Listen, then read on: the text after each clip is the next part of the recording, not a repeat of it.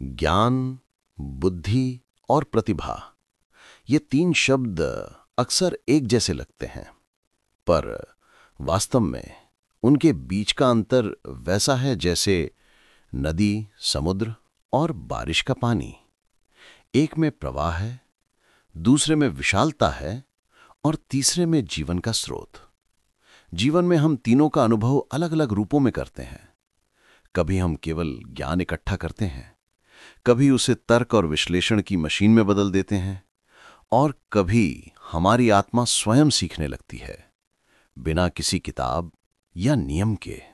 मान लीजिए आप किसी पुस्तकालय में खड़े हैं। चारों ओर किताबें, इतिहास, विज्ञान, साहित्य, दर्शन, हर पन्ने में इंसानी अनुभवों की अमूल्य धरोहर है। ये वही ज्ञान है जो एक शिक्षित व्यक्ति के पास होता है।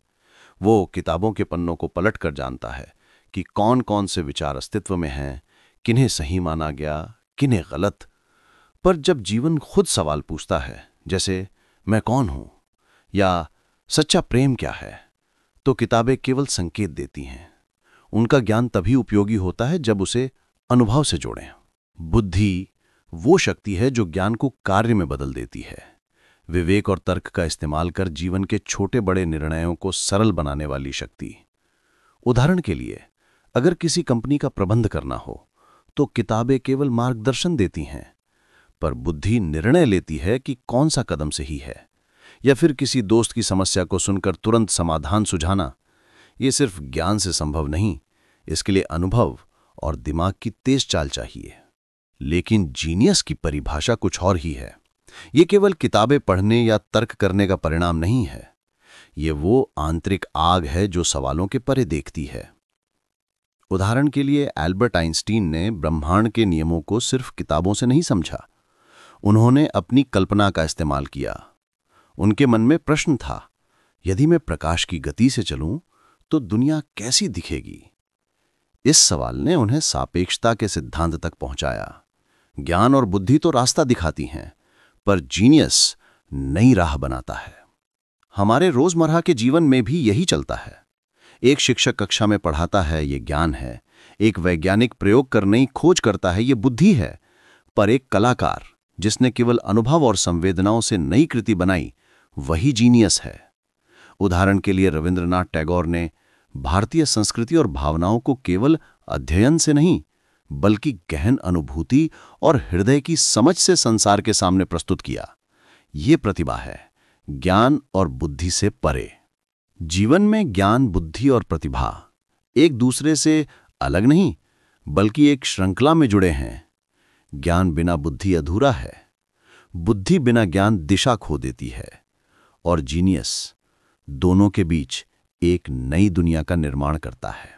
शायद यही कारण है कि कुछ लोग केवल पढ़ते हैं और भूल जाते हैं, कुछ लोग पढ़ते हैं और समझ लेते हैं, और कुछ लोग पढ़ते हैं, समझते हैं और फिर कुछ नया रच जाते हैं। यही मानव अनुभव की सबसे गहरी रहस्यता है। जब हम गहरी सोच में उतरते हैं तो पाते हैं कि ज्ञान का मतलब केवल तथ्यों को जानना नहीं है। ये जानना है कि कौन से तथ्य महत्वपूर्ण हैं, कौन से विचार जीवन में मूल्य जोड़ते हैं। बुद्धि का अर्थ केवल समस्याओं का हल ढूंढना नहीं है, बल्कि उनकी जड़ तक पहुंचना है। और प्रतिभा का अर्थ केवल नया विचार लाना नहीं, बल्कि उसे ऐसा अनुभव बनाना कि लोग उसे महसूस कर सकें। मानव इतिहास में हम हजारों उदाहरण पा सकते हैं।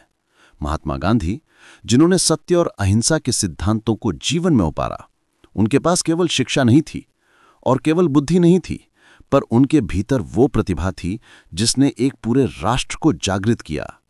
इसी तरह स्टीव जॉब्स ने तकनीक और कला को मिलाकर ऐसा अनुभव बनाया जिसे पूरी दुनिया ने अपनाया। ये प्रतिभा है, ज्ञान और बुद्धि से परे। हमारे अपने जीवन में भी यही सत्य है। हम में से हर किसी के पास कुछ ज्ञान है, कुछ बुद्धि है, और अगर हम ध्यान दें, कुछ प्रतिभा भी है। लेकिन प्रतिभा तभी खिलती है जब उसे आत्मा की गहराई, जुनून और अनुभव मिलते हैं। ये वो आग है जो हमें केवल सोचने से आगे ले जाती है, हमें रचने, महसूस करने और दूसरों को छूने के लिए प्रेरित करती है।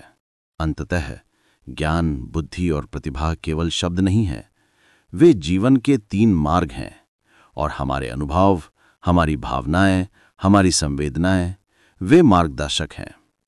हम जिस मार्ग पर चलेंगे वही हमारे भीतर की सच्ची शक्ति को प्रकट करेगा, और वही शक्ति हमें केवल समझने से आगे ले जाकर नई दुनिया देखने और बनाने की क्षमता देती है।